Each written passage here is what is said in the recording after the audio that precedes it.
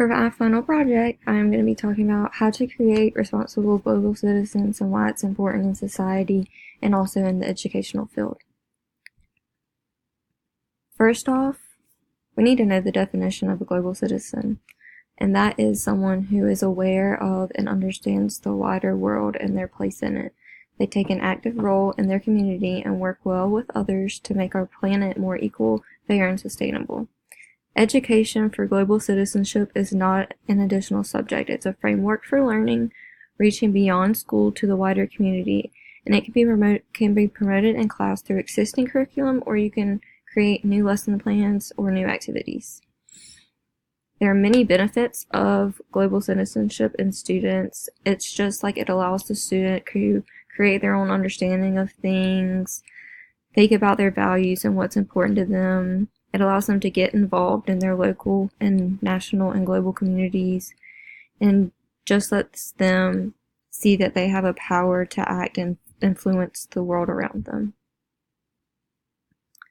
So what is the best example of a global citizen, and how teachers should teach them to become a responsible global citizen? First, we need to teach them that they need to protect their private information. We need to teach them to respect themselves and others, to stay safe online, most importantly, stand up to cyberbullying when they see it happen, and also to balance the time between social media and other physical activities. As teachers, we can teach students to protect themselves and their information on social media by teaching them to create a unique password. Choose a hard-to-guess and different password for each of their social media networking accounts. Their password should be at least 8 characters long and a combination of capital and lowercase letters, numbers, and symbols. It's important to teach them to manage their privacy settings, because you want to make sure that people that you don't know are not seeing your stuff. Also, we need to teach them that they need to definitely log out and not have the automatic logins, because that can cause someone to hack into your account and, fake your identity. Also, they need to be selective when accepting friends, posting, and clicking on things. Social networking sites make it easy to create fake profiles and pretend to be someone else. So it's really important to stress the fact that they're only accepting friends who they know in the real world.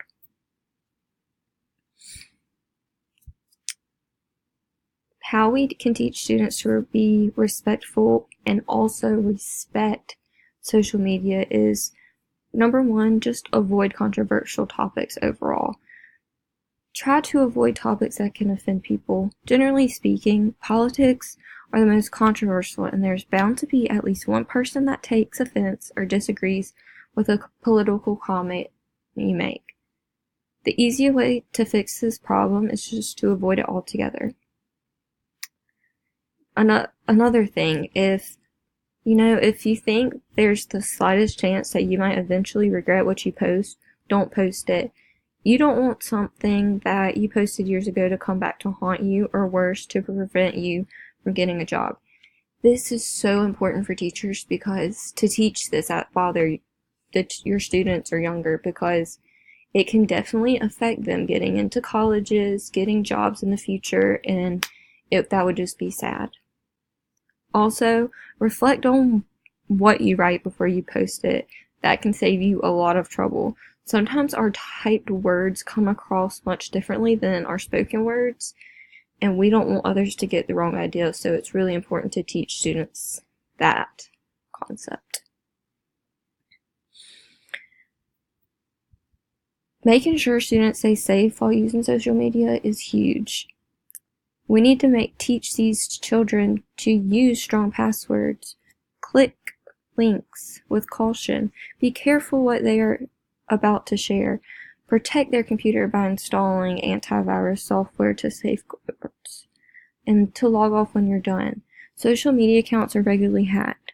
They need to look out for language or content that does not sound like something your friend would post. Most importantly, just drill into students' heads not to reveal sensitive personal information onto social media. That is the most easiest way for your identity to be stolen.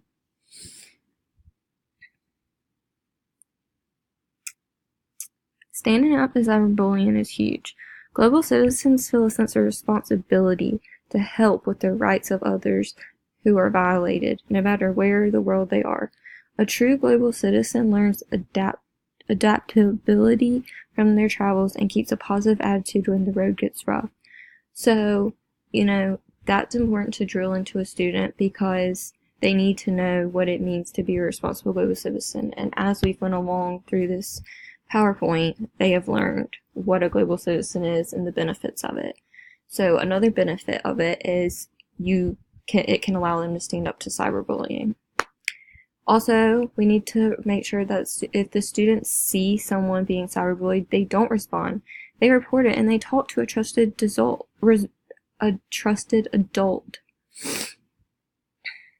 The victim, deserves backup. So it is important to involve a parent or a school counselor, not you. If you can't stop the bully, at least try to get help for the victim and report the behavior. Lastly, it is important to balance the time between social media and other activities. One way that we can teach students to do this is just aim for short screen time sessions. So you're on the screen for 30 minutes and then you go do physical activity, eat dinner, go on a run, then you can come back and you can get on screen time for another 30 minutes. This is just good because it encourages time management also, because a student is going to want to do what they want to do. They're going to want to stay on screen time forever, but they know that when they're 30 minutes up, if they do those other things, they can come back for another 30 minutes. Like I said, with physical activities, it's good to get up and get moving outside. It's good for your health, It's a good idea to really encourage students to go outside several times a day. Also, just encourage them to play and make friendships that are not online, that are not virtual. When children play face-to-face with each other, rather than by themselves on a screen, they develop important life skills. And these can include from getting along with other people, being independent, and also learning how to sort out conflicts and problems. So the relevance and importance of all of this to society is global citizenship helps students to gain essential skills and personality traits that effectively interact with the rest of the world and the likelihood of trying to make it a better place.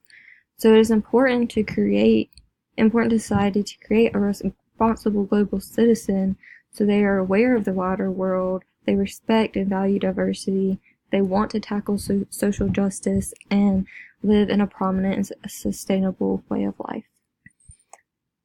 This is also relevant and important to education because it can enable students to feel and embody a global competence, and also these students will be prepared for the vast, changing, and increasingly interconnected world that they soon will be entered in. Many students, will go abroad to study or develop their competency in all areas, and that is one of the main advantages when you work in a business, politics, education, and peace, is that you have dealt with all of these social issues. So relating this to the ITSE standard, I related it to number 3, that educators inspire students to positively contribute to and responsibly participate in the digital world. Addressing global citizenship in elementary classrooms, this is important to me because I'm an elementary education major, so like you can organize pen pals, you can take time to reflect on the world around you, and you can implement lessons plans on internet safety. So this is how, teachers can create reasonable global citizens in society, and how it is important and relevant to education and society all at the same time. Thank you.